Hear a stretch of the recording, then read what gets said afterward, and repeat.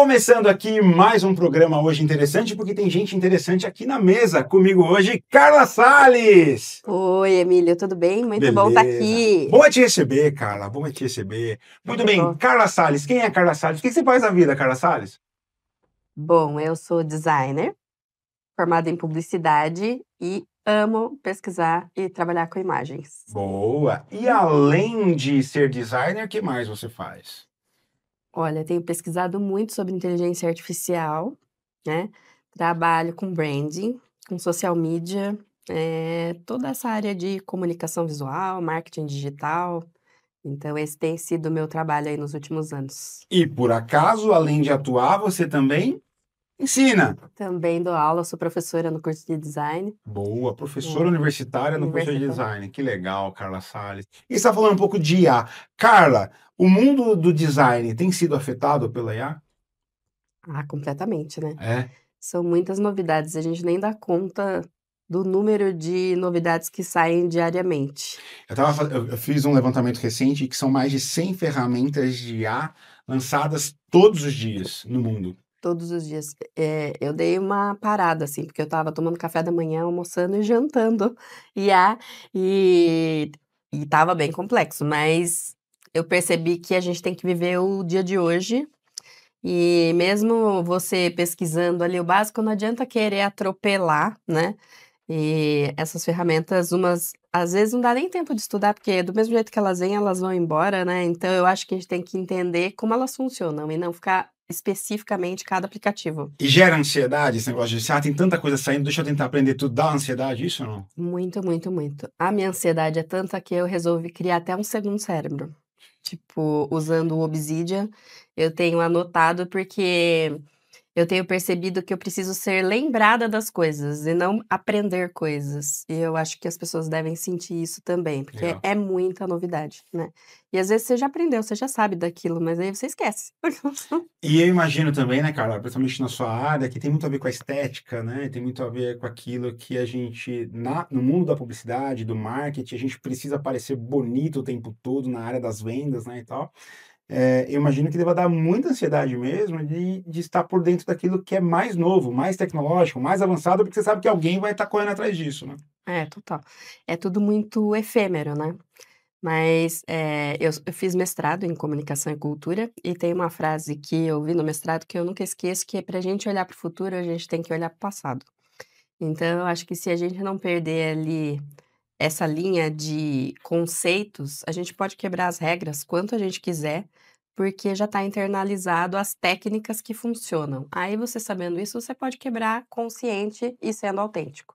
Carla, e uma outra pergunta, a gente está falando aqui do design, que é a sua primeira atuação aqui, digamos assim, mas aí você vai para uma área acadêmica, faz um mestrado, você dá aulas, e no mundo acadêmico, a IA está afetando também ou não? Tá afetando porque ela potencializa, ela otimiza o tempo, né. Então, na hora de fazer uma pesquisa ali para montar uma aula ou para dar uma atividade, estudar por meio do ChatGPT, do Claude, do Gemini, seja qual LLM você escolher, ela faz você ganhar tempo. E para quem tem repertório, a gente vai falar muito sobre isso, né, para quem tem repertório, esse human looping, de você pergunta e a responde, você retorna e ela responde, é esse o jeito certo. Então, do mesmo jeito que quando a gente vai criar uma arte, não tem que aceitar a primeira ideia, no chat GPT é a mesma coisa. Porque ele foi feito para agradar a gente. Uhum. Então, uma das dicas é também você falar assim: "Não quero que você me agrade, que você fique me adulando, me manda a real, o que que eu não estou vendo, o que está passando desapercebido, como que eu posso melhorar esse texto", e dando contexto, sempre dando contexto, porque também só fala assim: "Como eu posso melhorar esse texto?", fica aberto, né. E na sala de aula, você sente hoje que o professor é mais exigido por parte, às vezes, dos alunos ou do ambiente educacional no geral por conta da IA? Você acha que mudou ou não? Você acha que ainda não está afetando tanto?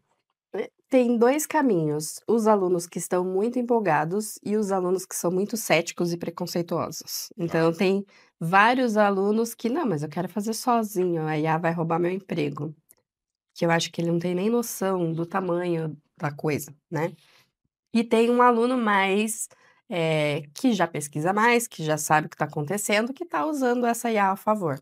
Do mesmo jeito os professores, né, tem os professores céticos: "Ah, mas vai deixar todo mundo mais burro, né, vai emburrecer, as pessoas vão pensar menos". Mas também tem os professores que já têm essa ideia de otimizar, então você pode, criar uma aula super complexa que você demoraria horas até você estudar todos os livros, resumir, e ali já pedir um material de atividade, de aplicação, já montar avaliação e até corrigir o material, né, então eu acho que são muitas facilidades, por causa do número de dados. A nossa cabeça não dá conta mais de avaliar tantos dados. Legal.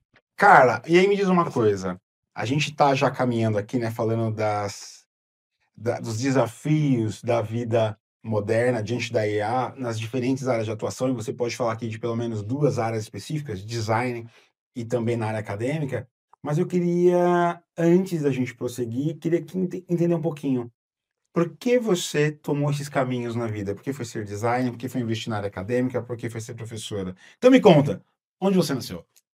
Eu nasci em São Paulo, Capital. São Paulo capital. Boa. E aí meus pais não queriam mais morar na capital, aí a gente mudou para Jaboticabal, perto de Ribeirão Você tinha Preto. quantos anos? Tinha 6 anos. 6 anos. Aí meu pai tinha um grande amigo que morava lá, e morei 4 anos lá, até os 10 anos. E aí ficava muito longe para visitar os meus avós, né, que continuavam morando em São Paulo. E a minha mãe tinha um irmão que morava aqui em Sorocaba, e aí ela veio procurar casa, achou uma casa na Alameda Jaboticabal. Olha só, estava predestinado. Tipo, uma coisa muito louca, todo mundo perguntava: "Como que o seu carro tem a placa, o nome da rua?". Da rua. Então eu saí de Jaboticabal para morar na Alameda Jaboticabal. Legal. E aqui estou há 40 anos, né. Mora já há um tempão em Sorocaba. Legal. E aí você era uma menina moleca, gostava de brincar na rua? Adorava brincar na rua, detestava estudar. Aí minha mãe falava assim: "Viu, mas você vai brincar na rua sozinha? Tá todo mundo na escola".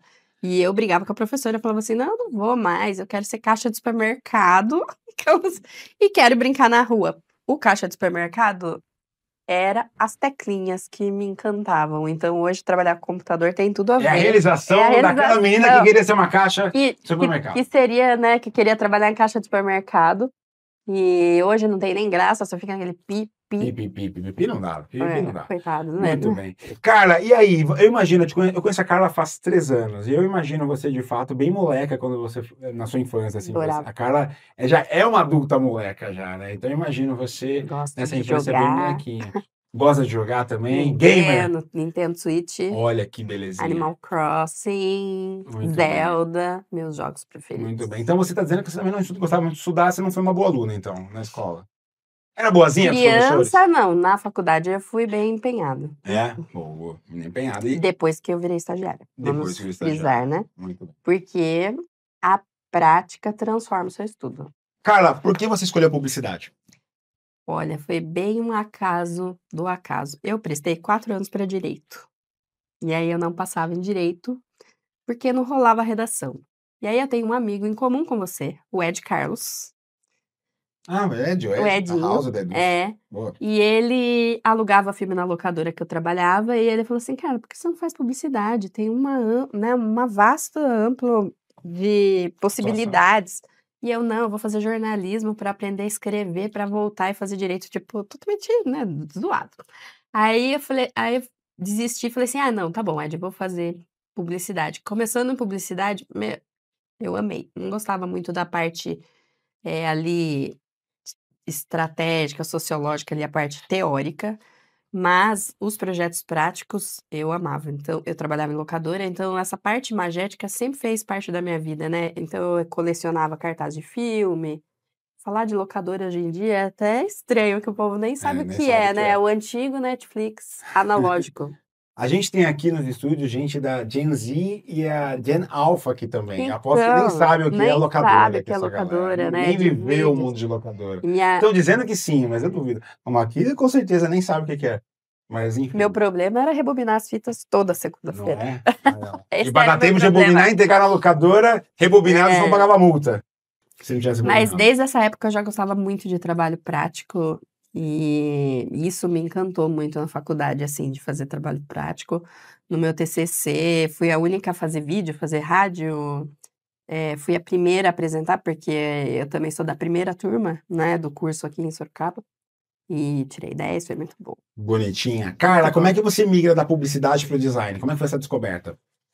Então, o meu professor da faculdade continuou na Uniso, eu saí da Uniso, e aí em 2006 ele montou o curso de design e falou: "Não, cara, você tem que vir trabalhar aqui", porque eu trabalhava numa agência com Apple, né, com Mac. E aí ele falou assim: "Não, no curso de design vai ter um laboratório Mac e eu quero que você venha cuidar disso". Eu falei: "Ah, tá bom". Aí eu passei, né, na entrevista, comecei a trabalhar na Uniso e vai falar Uniso, né, aquelas, né, a Universidade de Sorocaba, e aí tinha bolsa inclusa, e aí eu fiz o mestrado e comecei a dar aula. Porque ali eu fui gostando de ajudar os alunos, e aí fui vendo que eu tinha jeito ali com aquilo, né, e aí eu dou aula de várias matérias práticas, dou aula de teóricas também, e aí nisso já engrenei e fiz o mestrado, né. De todas as atuações da área da publicidade, o design é que mais te encantava. Me encantava por causa da produção gráfica, né. Legal. Eu cheguei a trabalhar em produtora de vídeo também, nos primórdios, quando a internet era discada, então eu ficava lá usando a internet, ocupando o telefone de dia, né, De dia era ruim, tem que ser e depois da meia-noite para então, aí usar. tomava vários pitos, né, que tipo: "Pô, tá dando ocupado o telefone", tipo, e aí aprendi A a mexer no geração Z nem sabe o Photoshop, que você nem tá. sabe, Não tem ideia do que a gente tá falando. Boa. mas aí, eu gostava mais do estático. Eu gosto de vídeo hoje, mas eu gosto mais do estático, porque ser dinâmico, né, ali com a forma, com a letra, ser dinâmico com o vídeo é fácil, né, o difícil é fazer isso com imagens. Tenho a oportunidade de compartilhar com você alguns projetos em comum, né? E vi já você criando ali cenários, criando ambientes, criando ações para gerar um impacto visual, para gerar uma estranheza, para gerar ali na pessoa Aham. uma mobilização, né? Como é que você chegou, né? Quando é que você percebeu que você gostava de fazer isso? Tipo, o que que você mais gosta de fazer hoje no design, com essas atuações que vão além simplesmente de repente criar um criativo, mas de ser de fato criativo? Começou na faculdade também. Eu tirei um 2 na disciplina do professor Marcelo Silvani, Ah, e eu tinha bolsa, então minha única saída era tirar um 10. E aí o projeto prático seguinte desse que eu tirei um 2 era organizar um evento. E aí eu falei: "Gente, ou a gente arrebenta nesse evento ou nós estamos perdido, né". E eu sei que a gente fez um desfile, de perfume, misturou lá uma empresa de perfume com uma empresa de roupa, e aí a gente fez um desfile e parou a Uniso. E na época, era ainda pequeno a Uniso, não era do tamanho que é hoje, né, tinha curso de jornalismo, publicidade, direito, então a gente tinha muito recurso, então tinha máquina de fumaça, tinha muitas coisas, e aí tirei 10. E aí me apaixonei por essa coisa de evento, e depois quando eu fui trabalhar no curso de design, era uma das maneiras de gerar experiência. legal. Então eu acho que essa parte é muito importante, e eu vejo que a geração Z tá muito, deixando de participar das redes sociais para participar de experiências, né. Legal. Então a experiência é você viver na pele, né. Então eu gosto muito de criar evento que tenham experiências, então trabalhar o cenário, claro que a gente não faz nada sozinho, é sempre um time, mas pensar nisso junto com pessoas tão capacitadas, né, posso citar aqui o Rafael Sampaio, o Ricardo, a Marcela, que foram pessoas que sempre, trabalharam comigo ali nessa parte de eventos, criar cenários que tirassem um "uau", Uau! sabe, aquela coisa do "uau", aquela Entre os eventos que você organiza um evento todos os anos na universidade, né, do curso de design, grande, impactante, e recentemente agora você realiza também um evento TEDx, né, tem Sim, experiência começou o ano eu passado. vi um só evento que você organizou, a gente tem a oportunidade de fazer parte da comissão ali, né, e de fato, eu ouvi pessoas que participaram do evento e disseram assim: "Eu nem me sentia dentro da universidade que eu frequento todos os dias, porque parecia que eu estava num outro ambiente", e acho que tem a ver com isso o seu trabalho, né, gerar uma experiência que de fato Gerar uma experiência fora da rotina ali, né. que conecte com a marca, né. Legal. Então, como eu também trabalho com identidade visual, branding, ainda mais um evento TEDx que a gente não pode mudar nada, né, tem várias regras ali por ser um evento internacional, até onde a gente pode ir, até onde a criatividade pode ir, né. E trabalhar com esse sentimento de encantamento mesmo, como que a gente encanta o cliente usando essa marca sem ser a marca, não é para usar a marca como marca da água e pronto, acabou, né. Mas a gente pode usar as cores, pode usar a textura, pode usar a luz, várias coisas que a gente pode usar ali no ambiente, às vezes até com materiais baratos, mas que a gente pode criar essa experiência Legal. e esse efeito uau. Muito bem. Carla, muito bem. Voltando para aquele assunto que a gente estava dizendo, né? Entendendo melhor as suas opções na vida, entendendo melhor o que você está vivendo. Hoje você também é professora, está na sala de aula, ensinando tudo isso, né? Despertando isso nos alunos. Agora, voltando aqui para o assunto, como as tecnologias, como as tendências e como principalmente a IA está impactando essas áreas de atuação. Eu queria já retomar esse assunto perguntando da sala de aula.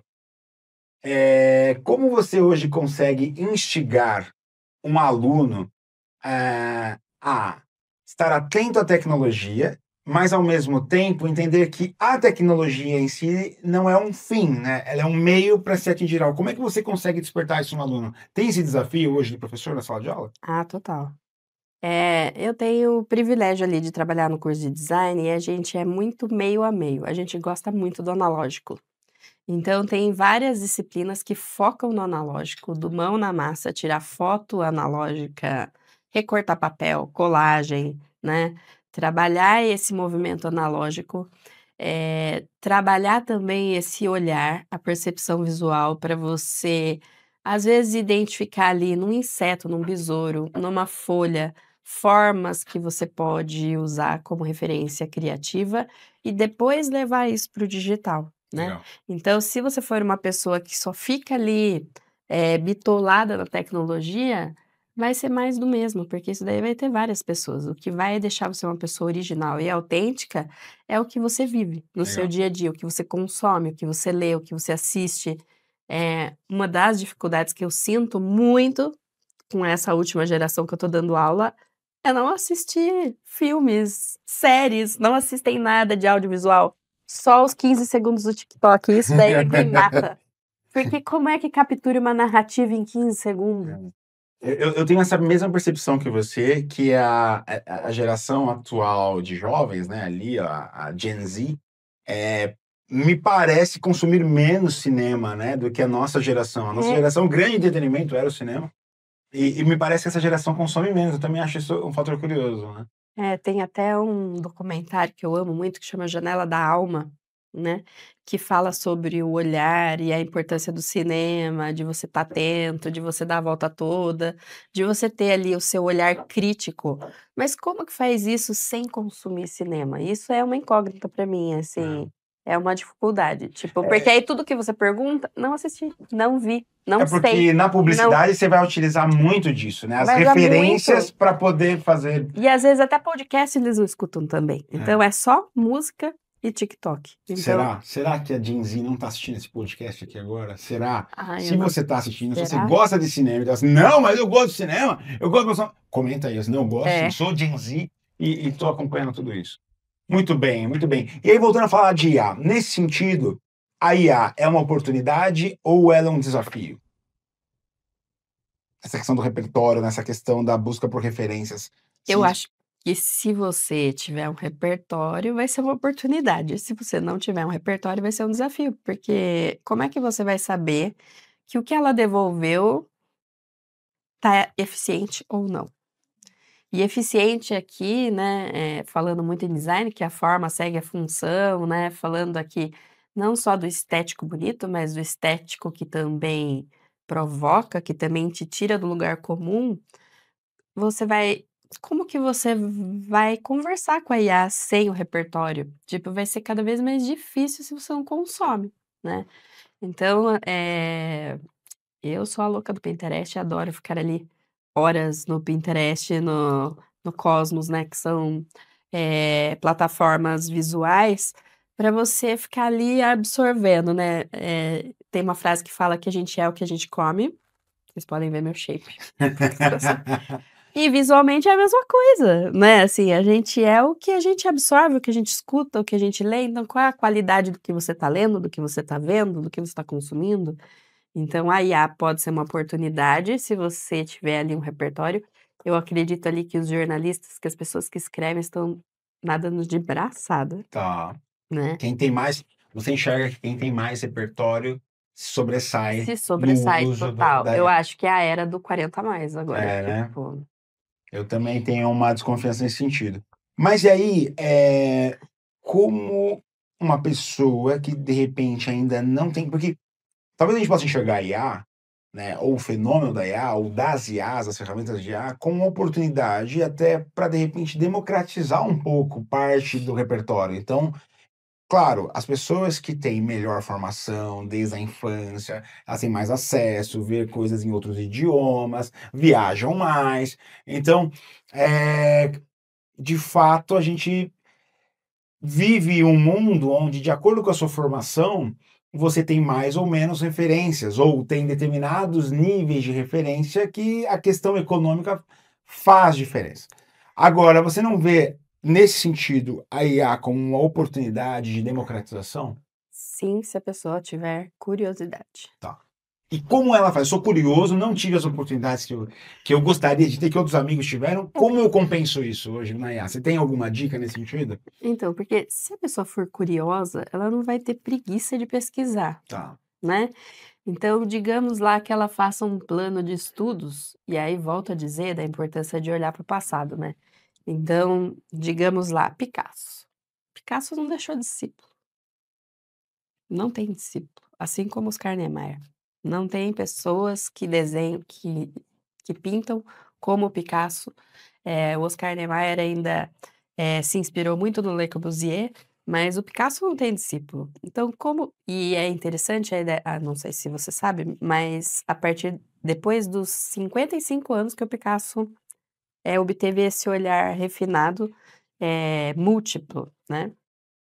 De Então arte, né, um de status de arte. arte mesmo. Então assim, se eu estivesse começando hoje, eu faria uma planilha de estudos um pouquinho por dia. Eu vou pesquisar hoje, eu vou pesquisar sobre o Picasso. O que que a IA tem para me falar sobre o Picasso, né. Legal. Então tem várias LLMs, por exemplo, o Perplexity ou o ChatGPT pago mesmo, o Claude pago, que tem a função Deep Search, né. Então você colocando ali, ele vai buscar em vários sites e aí ele vai trazer, e você pode conversar como se você estivesse conversando com uma pessoa. Outra coisa interessante também é até você colocar o ChatGPT te gravando, né, falando, que ele também vai dar um retorno se você está gravando bem, não tá, no que pode melhorar. Legal. Então eu acredito que a IA vai ser um estagiário muito potente, é como se você tivesse um Einstein como seu estagiário. O que me parece mais uma oportunidade. Com certeza, uma Eu oportunidade. talvez eu seja inocente e sempre otimista, mas eu acabo vendo um olhar sempre de oportunidade nas coisas. Então, no input da IA, qual dica você dá a partir das suas vivências? Talvez eu não tenha um repertório que eu gostaria, como eu faço para extrair ou para imputar a IA para que ela me abasteça melhor de referências? Então, de repente, esses microlearnings diários, é isso, uma tabela. Sim. Aí precisa estudar engenharia de prompt. E estudando engenharia de prompt, você precisa saber algumas coisas básicas. Você precisa dar contexto para IA. Então, você precisa falar para ela quem ela é, qual o contexto e para quem vai. Se você der esses 3 contextos para IA, vai dar certinho. Porque você fala para ela assim: "Ó, eu quero que você se comporte como um advogado de 20 anos de mercado". Tipo, ela vai assumir esse papel, né. E o contexto, o contexto é um processo tal, tal, tal, você vai lá dar o contexto e eu quero que você exporte isso num PDF, numa tabela. Eu quero que você me traga em formato de tópicos. Então o jeito que você falar, né, quem ela deve ser, o contexto, pode falar o público também: "Ó, isso daqui é para a geração Z", ele já vai trazer. Então eu acho que quanto mais informação você der para IA, melhor a saída. Legal. O output. Então esse Eu ia te input perguntar, e o output, né, ou seja, aquilo que ele produz, qual referência digamos que eu não tenha ali o repertório que eu gostaria, eu não tenho o nível de formação que eu gostaria. Como eu sei, como eu faço um melhor trabalho de curadoria com aquilo que a máquina me devolve? O que eu ah, deveria fazer? Tem uma dica para isso? eu acho que eu também provocaria ela na mesma direção. Tá. Falar assim: "Olha, eu sou novo no assunto, eu não quero que você me dê a primeira resposta, me dê outras opções, Tá, né. Então ela vai trazer outras opções, seja de criar imagem ou seja do texto, né.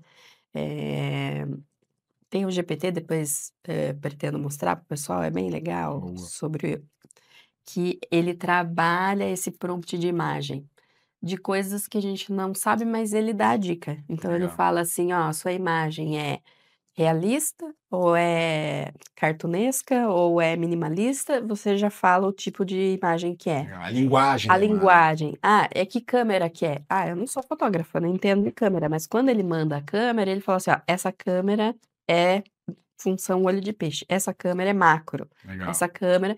Então, você usando as ferramentas certas, ela também vai te ensinar. E legal. ali nesse input diário, nesse looping, eu acredito que vai aumentando o repertório e oportunidade, com toda certeza. É uma memória gigantesca, né. Hum, E mais uma dica que eu queria dar fala. também, o ChatGPT, de todas as LLMs, eu gosto de todas, eu vou à falência assinando todas, né, porque eu trabalho com o Claude, o Gemini e o ChatGPT. Estou estudando humanos, Que eh, é uma máquina uma máquina diferenciada, né? diferenciada, Genspark, mas assim, o ChatGPT é o Jarvis. Se Homem de você Ferro. usar. Olha, a referência também, se a pessoa não assiste ali Pois Marvel, já é, não vai sabe, saber, vai né. saber. Então, se você assistiu Vingadores, o Homem de Ferro tinha ali um assistente pessoal que era o Jarvis. "Jarvis, faça isso, Jarvis, faça aquilo". Agora, eu acho que a geração Z tem alguns que assistiram Interestelar, e também tem o Robotars, e o Robotars também fazia isso. Meu sonho era ter um Tars, que carrega até no colo, né, tipo, né. Mas ali, o ChatGPT pode ser esse seu assistente pessoal, então você pode fazer dele um diário, todo dia mandar uma mensagem: "Hoje eu aprendi isso, isso, isso, aconteceu tal coisa", porque aí você vai concentrando nele as suas informações e quando você perguntar, ele isso é memória infinita, o ChatGPT já foi dito que ele tem memória infinita. Legal, De todas as LLMs, é a única que busca nas conversas anteriores. O legal, Claude é na conversa em si mesmo, o Gemini encerra na conversa em si mesmo. Mas o ChatGPT e você pode também configurar ali no sistema e falar: "Eu gosto", ponho lá o meu tom de voz, que é informal, mas sem muita gíria, então você pode personalizar. legal. Você também pode, o que eu costumo fazer muitas vezes é alimentar com referência de outros textos que eu já produzi, ou seja, Isso. aprenda com aquilo que eu já fiz, né? Então eu entrego para ele É, para alimentar a base e novas produções siga essa mesma linha de pensamento. Muito bem, muito bem. Carla, a gente vai estender nossa conversa aqui, mas aí numa aula mais privativa, para quem é membro aqui das nossas formações. E o que que você vai ensinar para a gente? O que que você vai trazer? É justamente como eu vou alimentando a IA para que ela me traga cada vez mais referências? O que que você vai trazer, afinal de contas? Eu queria que você desse um spoiler para a eu gente. queria não, Vai, vai! vou falar muito sobre cultura visual.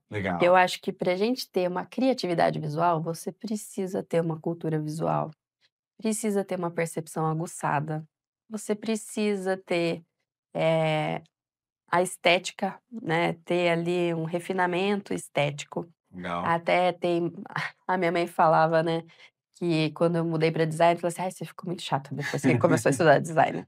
Porque é diferente, quando você não tem esse refinamento estético, você aceita tudo, Uhum. tá tudo bom, né. Mas quando você começa a entender um pouco de forma, de harmonia, de simetria, essas coisas vão se alterando na sua Isso cabeça. acontece com tudo com a gente, né? À medida que você prova uma coisa muito boa, por exemplo, né, paladar. Total. Uau, nossa, já não consigo mais provar aquela outra coisa ruim, né? Não gosto daquela coisa, porque eu gosto agora dessa coisa que é boa. Eu É. não vou dar nomes aqui, né, referências, porque talvez, enfim, cada um vai ter um paladar diferente aqui. Não, mas a gente Aquilo que é pode bom pra mim não é falar, bom por pro outro, exemplo, mas, hambúrguer artesanal. por exemplo, né? Então, assim, prova uma coisa, não quero mais provar aquele anterior, porque já não É, é mais porque tão não é gostoso. carne, né, tipo, É, então o hambúrguer artesanal, do jeito que ele democratizou o acesso a um hambúrguer de verdade, com carne de verdade, queijo de legal. verdade, salada de verdade, né. E a gente E pode a gente usar. vai ficando chato, quanto mais Sim, quanto come. mais você. Ou lugares que você visita, ou bebidas que você prova, ou coisas que você visualiza, assim, uau, depois que eu vi tal coisa, não consigo mais desver, né? Então, ou seja, eu já tenho essa Total. referência, não consigo mais ver outra coisa num A nível menor, né? Eu Até quero. tem um autor, né, o Norval Baitello, da época do meu mestrado, que tinha um termo que falava propriocepção, que é você sentir o mundo com o corpo todo. Só Interessante. que a gente foca muito no visual, né. Hum. Então sentir o mundo com o corpo todo, imagine o quanto a gente não tá perdendo, né, no tato, no paladar, no ouvir. Você acaba inflando muito um determinado Um sonho senso, né? é, O senso da visão, e e em acaba detrimento dos enfraquecendo o outros. outro, né? Atrofiando o outro. Carla, você vai falar também um pouco sobre isso, né? Dessa questão do impacto visual em poucos segundos, né? Você chegou a Sim. falar sobre isso, ou seja, como é que então eu uso justamente esse mundo que a gente vive, que é tão imagético, mas eu preciso prender logo nos primeiros segundos a atenção das pessoas, né? Uhum. E isso e muito mais, Carla vai dizer daqui a pouquinho pra gente, não é isso? Tem Isso. mais algum spoiler que você quer dar aqui pra gente? O que mais você vai falar? Ah, não, acho que é Não, é isso. só isso, é só tudo isso. É só Muito tudo bem. isso. Carla, me faz fala uma coisa, deixando aqui ainda ó, aqui seus últimos pareceres desse conteúdo. Você daria que dica para um aluno hoje que está na universidade? Então, nós já estamos aqui com alguma rodagem, né? Já passamos ali da casa dos 22. Não sei você, eu já passei dos 22 só um pouquinho. E aí, mas que dica você dá para o aluno que está na faculdade hoje? Mas, meu, se eu tivesse hoje na faculdade, o que eu diria para aquela Carla? Carla, aproveita que hoje, no mundo de hoje, 2020 e tantos aqui, né, que a gente está vivendo, essa década, que dica eu daria para aproveitar ao máximo desse novo contexto, porque você, de repente, não teve essa oportunidade quando você tinha os 20 e poucos anos? Olha, eu vou ter que remeter a outro filme que eles não devem ter assistido, que é o filme Sim, Senhor. Então, Excelente, eu adoro esse filme. eu Sou falaria eu. sim, Sim. Vamos, vamos! vamos. Tipo, vamos pra visita técnica? Vamos. Vamos fazer trabalho na biblioteca? Vamos. Tipo, essa coisa de se isolar, de perder as oportunidades, acontece muita coisa na faculdade, gente. É. É muita coisa acontecendo, e aí você trocando pelo sofá. O sofá vai estar lá para sempre. Deixa E pra feliz, a nossa deixa pro momento. mocidade não, a nossa mocidade não. Então, assim, eu falo que eu fui uma aluna melhor depois do estágio, porque o estágio me mostrou a urgência e a escassez que a faculdade ia acabar. Uhum, Então eu fiquei 2 anos zumbi e 2 anos hiperfocada, legal. né, que valeu pelos 2 que eu fiquei dormindo. Compensou. Mas se eu pudesse voltar no tempo, eu falaria sim desde o começo, faria um produto não para agradar o professor, mas para pensar no meu portfólio, sabe, assim, eu tô fazendo isso para mim. Tipo, não é para o professor tá ali para te dar uma direção, mas aquilo é para o seu aprendizado diário, né, seguir as fases, não pular as fases. Então eu falaria sim, Legal. professor, tipo, falar sim. No mundo que a gente vive hoje, você acha que é mais legal ser um universitário diante de tantas ferramentas de IA? Ai, total. É? Nossa, Bem mais legal? muito mais, gente. Foi sofrido, hein. Foi biblioteca, tem que Nossa, pegar, fazer anotar biblioteca. coisa na biblioteca, Pagava anotar aqui. R$ 5 para usar a internet 1 Já pensou, hora. tristeza. Lan House. Escanear, o povo nem sabe o que é escanear também, meu Deus, estou me sentindo muito idosa. Mas o estoque foto mandava livros de foto, né, então você precisava escanear para poder fazer um cartão de visita, era muito É mais difícil. fácil ser um aluno hoje, você acha? Com É mais fácil ser um certeza. professor hoje?